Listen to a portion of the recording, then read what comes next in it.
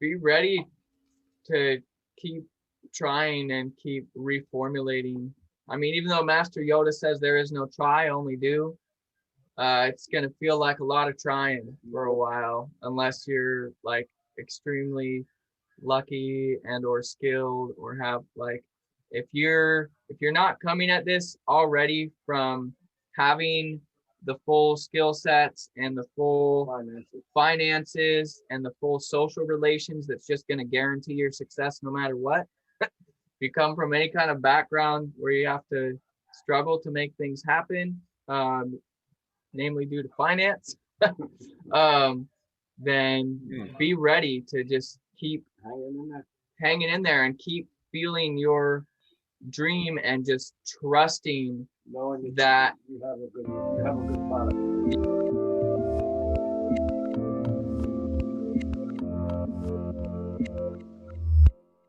Hey everyone, this is Devin Miller here with another episode of the Inventive Journey. I'm your host, Devin Miller, serial entrepreneur that's grown several startups into 7 and 8 figure businesses, as well as a CEO and founder of Miller IP Law, where we help startups and small businesses with their patents and trademarks.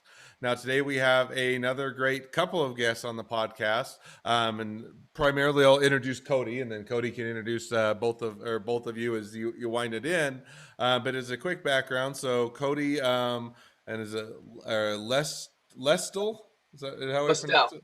Lestel. All Listel. right. It's Italian for the stars. All right. I was close.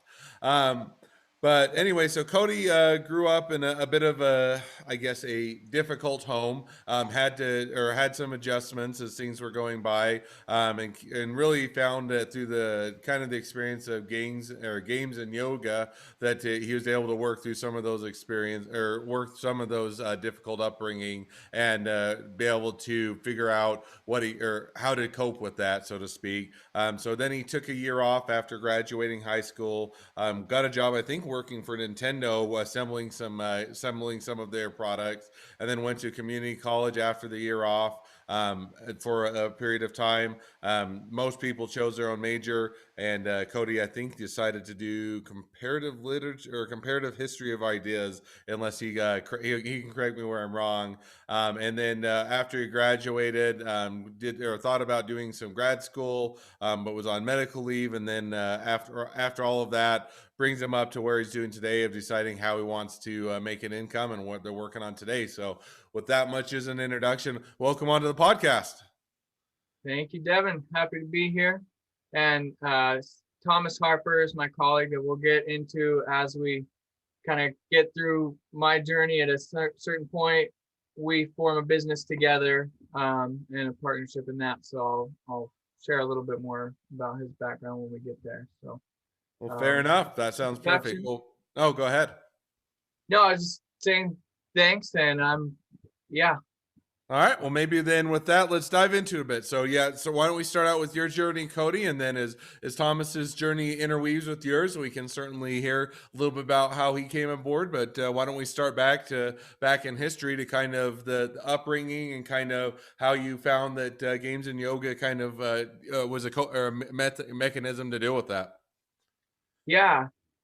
So. And it's interesting, I didn't actually start linking the two together until very recently, the past maybe three years or so.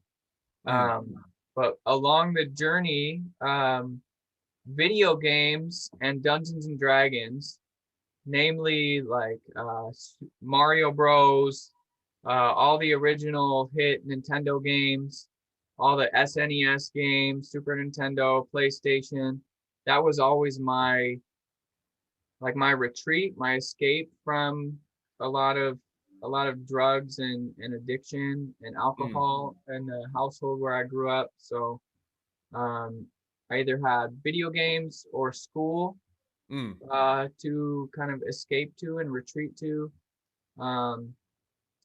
And it was in high school, my father shot himself due to heroin and alcohol addiction mainly.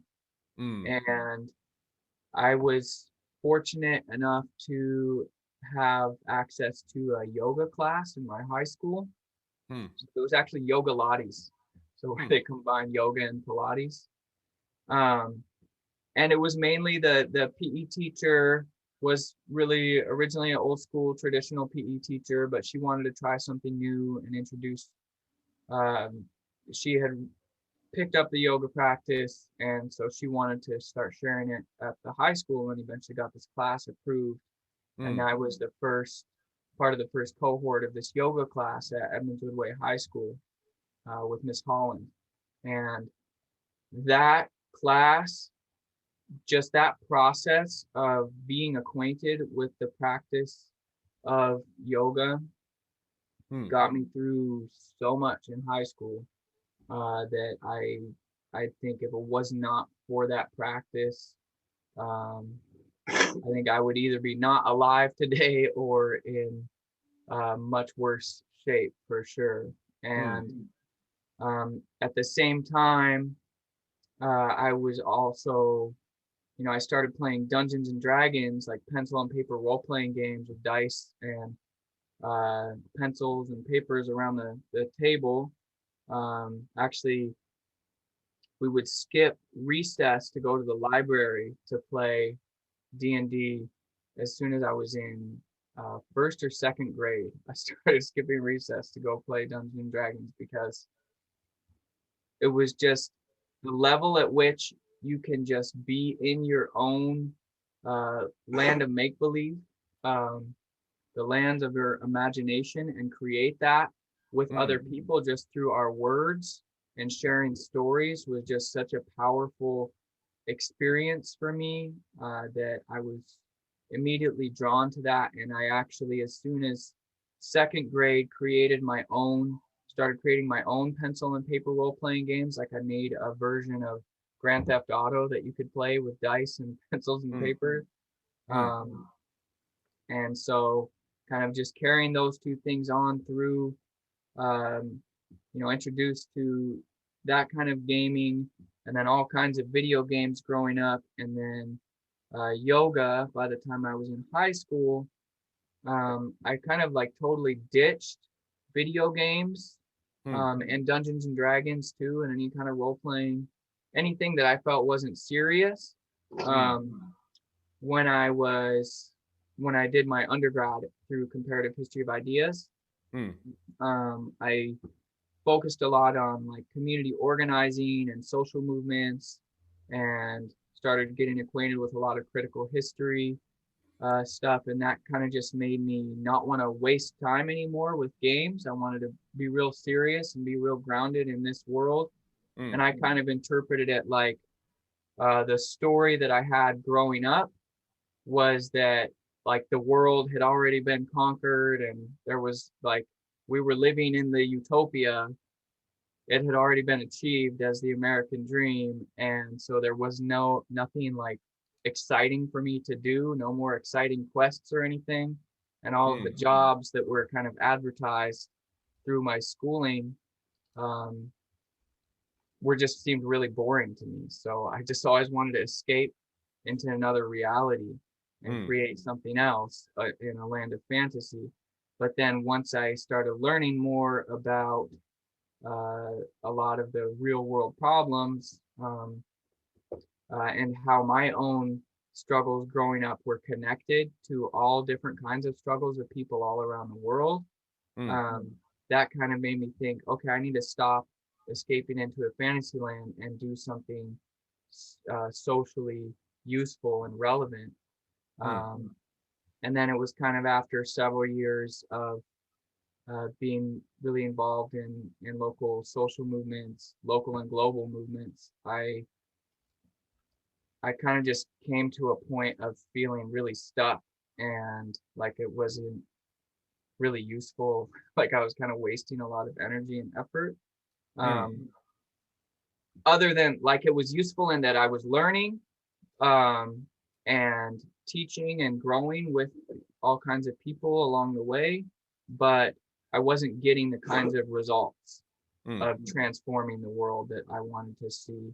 And so then eventually kind of arrived at this point where I'm now fully 2 feet back in world of gaming, and another 2 feet planted in the world of yoga. And I don't know how many feet I have at this point, or how many arms. I think it's just 2 and 2, but somehow if I move them fast enough, there can be two in all these places at once. And So one hence, question. Oh, yeah, so yeah, maybe just diving into that. So, or high school, you kind of found your escape, and then you're graduating from high school. You're saying, okay, took a job for Nintendo for a period of time, and then decide you wanted to have a bit more of impact or get a bit more serious and doing things. And I think you mentioned that you went to community college for a period of time, and then you decided, hey, this was you weren't focusing to the level you wanted and didn't weren't as focused on the major in that as you'd wanted, so you made some adjustments and changes, and then you're trying to decide how to find that path to make that impact or to make those adjustments, or to make the impact that you're looking for. So maybe then with that, I think if you're in between or you're on medical leave right now between schooling before you go back, and maybe dive into a little bit of what you're working on today, or kind of what's the plan as you're looking to try and make that impact and grow something or build something. yeah, yeah, sure. And uh, for clarification on the schooling tip, I finished a 2-year AA degree Mm, at Edmonds Community College. I transferred to a 4-year at UW. That's that Comparative History of Ideas mm, program. Actually, it used to be a program. Now it's a full-fledged department. It just became a department 2 years mm, ago. Then I took another year off after finishing my undergrad, and was mainly traveling, but then that evolved into this whole autonomous master's degree through the University of the Earth in Oaxaca. I was mm, primarily studying plant medicine, addiction, and alternatives to education. mm, So I've always been very interested in creating alternative or preferred spaces and preferred modes of learning mm, that are able to function independent of the education system. Um, and eventually I went back after doing the work through University of the Earth in Oaxaca. 2016, I started my PhD in future studies and indigenous politics through the political science department at University of Hawaii at Manoa. I added a mm. concurrent master's. Like some reason, I just wanted to keep adding education, even though I've like declared a long time ago that I want to focus elsewhere. And it's kind of been this struggle going back and forth of like wanting to have a space that is the type of education and the form and feel of education that I want. Um, Mm. that's as intense and that you can dump as much time and effort and energy and attention to as people do in a PhD program, but that doesn't come with all the bad sides of it that I really don't like, that I won't spend too much time talking about now. So now with all of that in mind, so now maybe links in. So how did Thomas get involved? How did you guys get connected up? And then what did you guys kind of partner up with to start working on? Yeah, so we ended up linking up. So we've known each other for God since I was probably I mean, you probably know me since I was a baby. Yeah, man. Yeah. Since I can remember, this guy's been around. And we so I started medical leave initially um August October 2019. And then I Mm, was teaching full time for Seattle Public Schools, and then which I've been doing for several years as a substitute teacher. And then COVID hit. So during the pandemic, I was on standby as a teacher when they closed the schools last year. And mm, we're roommates. We live in the same house. Um, and he'd introduced me to half ball before, but kind of once we had enough, all this downtime, this whole uh, eruption or convergence, or I don't know what you want to call it. Convergence of the virus. The convergence of the virus helped hatch the whole World Halfball League, where we're, um, really able to. We had enough free time and leisure to focus on what actually just the dream and making it happen. So I don't know, you want to share a bit about half ball? And I mean, he introduced me to the sport when I was like a little kid, but I didn't really play it until like this last year. We started playing a bunch. Yeah. Originally from Philadelphia, born and raised, Mm. and been in Seattle since '76. I've worked for the airlines. I worked in Hawaii for a year for Windjammer Cruises. I've also been in the restaurant biz most of my life, doing catering. And yeah, grew up playing this game of half ball in Philly. Mm. Decided to make it a business, turn it into a business. So now, how did you guys, you decide to make it a business, Thomas, and then got with Cody, or how did you guys kind of say, hey, well, this is a fun sport, it's something that we want to grow and introduce to more of the the country or the world? How did you guys kind of connect up and decide that's where you wanted to kind of put your passion or put your time and effort? Pretty much it, yeah. And I got the vision of it being a world sport. Yeah, and he's been holding on to this for a minute, and a long minute that is. And I've been running Agile, that's the Academy for Gameful and Immersive Learning Experiences, for about 4 years now. And that's been mainly functioning as a website, and the actual programs and teaching, after school programs, summer programs that I've been running, learning and teaching through video games, usually Minecraft, but also creating our own video games with a whole range of tools, right? And then it wasn't until March 2019 that I officially established Listel Group LLC, which is the umbrella focus, kind of that holds space for all these different visions, and some of them get acted on one at a time and they start growing like this. And it primarily, what Listel Group LLC is a talent relations agency. So like how I told you, Listel means the stars. Well, we see ourselves as being among an extremely abundant pool of human talent, of stars. And Listel Group is in the business of making new constellations. So the timing just happened to be right, that when Cosmo was sharing this vision of half ball being a world sport with me, I also happened to have just started a business that's in the business of linking people together and making dreams come true, right? So I said, I'll take you on as my first client on contingency. You don't have to pay me anything. I will just be using all my skill sets and relations and everything to help make this happen and partner with you on this. So now we're to the point where I'm the CFO and treasurer and secretary, own 29% of the stock, 2.9 million shares. We registered a Delaware C Corp. I paid $29 for those shares.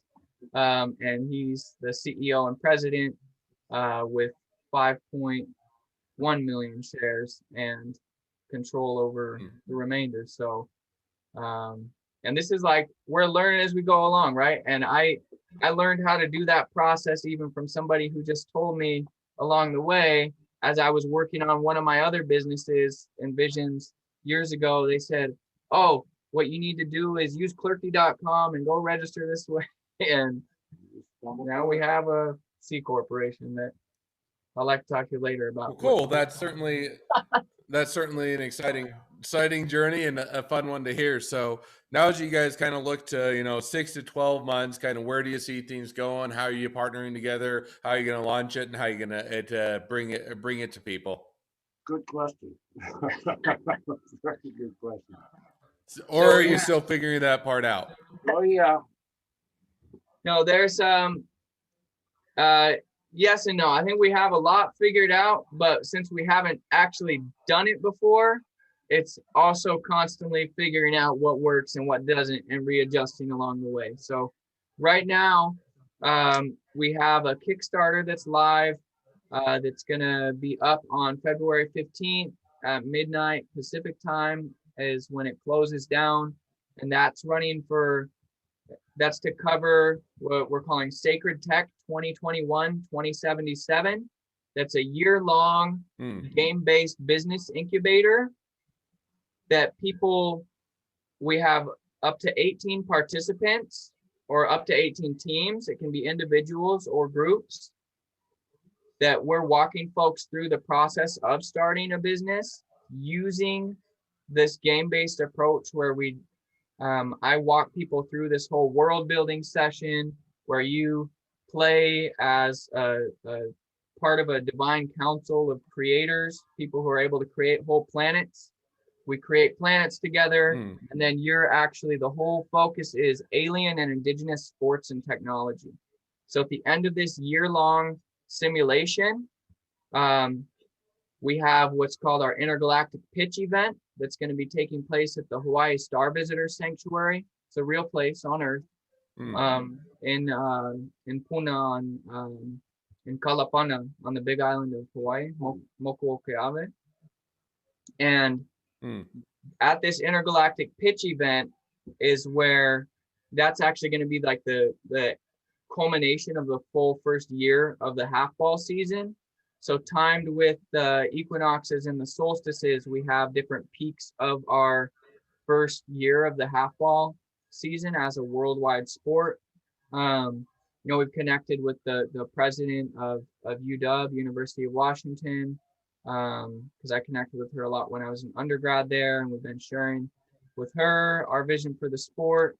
She wants us to bring it to campus and share it with folks in the spring. She says folks are going to be getting back together and playing. There's some co-motion like business incubator there for folks in the UW community, and I'm an alumni, so we're connecting with resources there in terms of collaborations as we do this incubator. But really, this idea of sacred tech, so it's called Sacred Tech 2021-2077, right? And it's a 56-year simulation. Because are you familiar with Cyberpunk 2077? Well, maybe just we're running a bit towards the end of the podcast, so what we'll have to do is probably wrap up, and maybe we could get into that more. But kind of what we're talking about is you have a few of the different projects you're going on. It sounds like there's an exciting journey yet ahead, and there's some opportunities as the campuses open back up, as you guys are looking to expand, and as you're engaging the audience. But maybe as we run out of time, but before we do, I always have 2 questions that I ask at the end of each podcast. So maybe we'll jump to those now. Sure. So the first question I always ask is, along your journey, what was the worst business decision you ever made, and what did you learn from it? It's got to be those Apple Watches, man. Yeah. Yeah, for sure. Yeah, useless. If you have all right, you'll have to fill me in on the inside joke a bit on that one. We just we opened up a new communications line through a company that will not be named, with a product that will not be named. That's a little wearable device, and they feel like dangerous and harmful to my body physically. And we wanted to kind of try this new like wearable sports technology, because it really seemed in our realm, and just not a good investment. All right. Fair enough. We might have been looking for a juicier response than that, but that's the first thing that came to mind. Is this Apple Watch? All right, fair enough. Well, maybe then with that, let's jump to the second question, which is if you're now talking to someone that's getting into a startup or small business, what would be the one piece of advice you'd give them?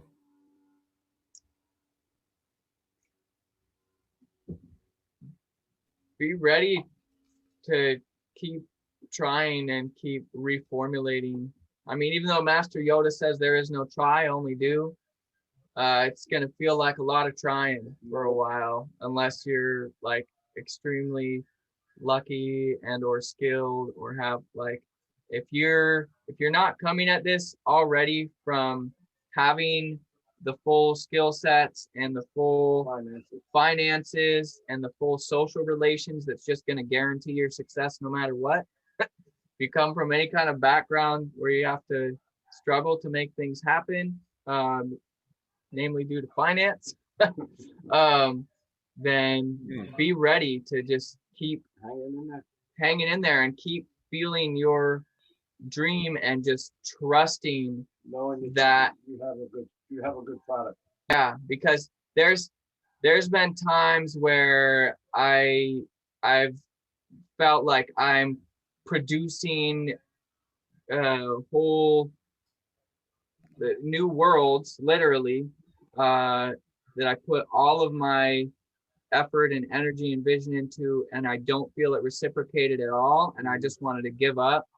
And now I'm to the point where I actually can see that I'm cresting that horizon, right? Cresting that hill and seeing a whole new horizon beyond what I was seeing before. And I can actually look back and see all that I've built along the way. And I'm sharing workshops with other people that are wanting to know this knowledge. And all of a sudden, things that I felt like were failures, were not at all, or they weren't just failures. Maybe they were failures too, but we're more than that, right? And they have extreme value. No. And I would say kind of the takeaway a little bit of, what you're saying is that as you're going along your journey, you're going to take advantage of the opportunities that are presented, but also be ready to, be along for that, a bit of that ride as you're, having the ups and downs. Well, as we wrap up or with the podcast, definitely appreciate both of you guys coming on. It's been a fun time. It's been a pleasure. Now, for all of you that are listeners, that if you ever have your own journey to tell and you'd like to share a bit about your journey, feel free to go to inventiveguest.com, apply to be on the podcast. And if also, if you're a listener, make sure to subscribe and leave us a review as well, so that we can make sure that everybody finds out about that podcast. And last but not least, if you ever need help with patents or trademarks, feel free to go to strategymeeting.com and grab some time with us to chat. Well, Cody, Thomas, thank you again for coming on. It's been a pleasure, and wish the next leg of your journey even better than the last. Thanks, man.